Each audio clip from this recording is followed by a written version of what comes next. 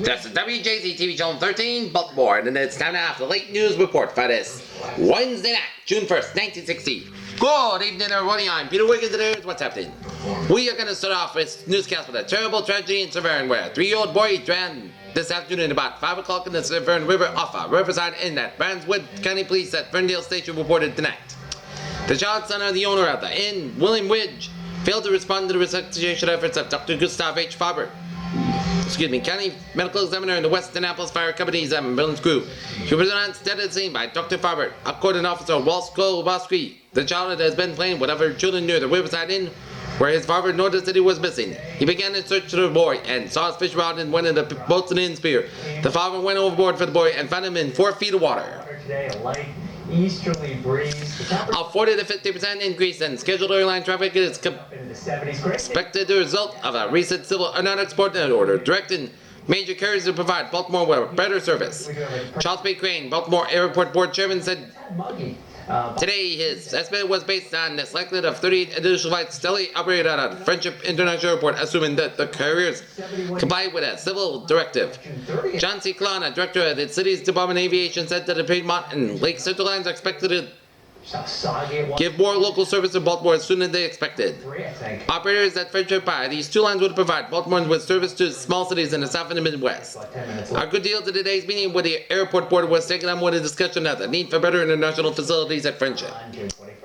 With the safety and school children in mind, the Anne Arundel County Board of Education today approved a recommendation by the Appointment of Assistant Supervisor of Transportation. The new assistant will serve with Frank A. Baker, Supervisor of Transportation. Dr. David S. Jenkins, Superintendent of Schools, will recommend the creation of the position to set about 220 school bus would need a safety monitor. 50-49, the Vineyard and Nantucket. Just a few thin, wispy clouds drifting through. The wind is going to swing around to the southwest. The high pressure sliding to the south. See all this storminess in the nation's midsection there, the heartland of the country, seeing a lot of showers and thunderstorms. They're actually a couple of days away, more than a couple of days. Of all the events and all the days in a midshipman's career, June week at the Naval Academy usually holds the topping and a later of presents and memories.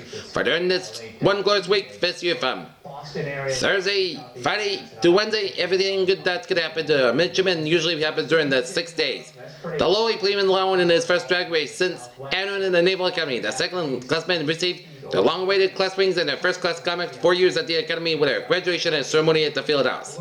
799 first-class midshipmen are scheduled to graduate with a class of 1960, with the largest group 668 being commissioners and ensigns in the Navy. Others will go in the Marine Corps and the Air Force and the Army. This year's June week will open with dress parade at the Brigade of Midshipmen of Word and Field at 1:30 p.m. tomorrow and Thursday, and will climax with a graduation ceremony on Wednesday, June 8th at 11 a.m. in the field house. The traditional color parade is another one of the highlights of the June week at the Naval Academy. This year, the 15th command, and he has won the coveted colors will accept the during the color parade at Tuesday at Word and Field. One of the best attended dances hops in the farewell ball is last up at the graduating class held on in the eve of the graduation is one of the classes in which a lowly plead freshman may escort a young lady. The midshipmen take this opportunity to say their farewells to all of their friends and associates in the past 4 years. The climax of all June week activities is graduation, when the class of 1960 receives a diplomat is going to mission and quail for ceremonies. Just before the end of the exercise, and then the graduates are cheered by the rest of the brigade, and they, in return for 3 cheers to follows. Weekly beyond into the deferred closer to jubilant procedures, Chancellor Midshipmen captain in the air to tingling an important period in their lives.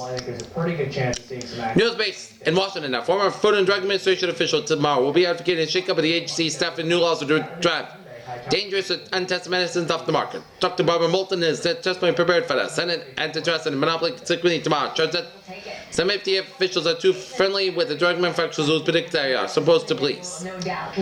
Moscow. Premier Nikita Khrushchev made new disarmament proposal tomorrow to all nations east and west.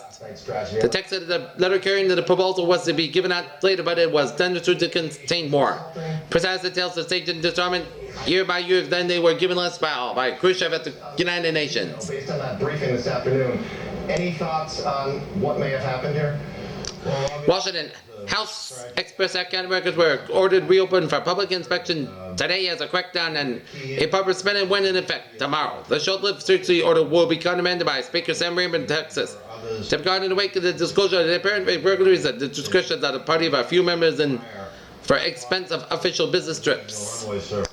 In sports, the Baltimore Orioles defeat the New York Yankees 4-1 Tomorrow, the Orioles and the Yankees will square off at Memorial Stadium tomorrow night. Other scores around the majors, it was Chicago White Sox over Detroit Tigers 6-0 in the American League. National League score 7-5.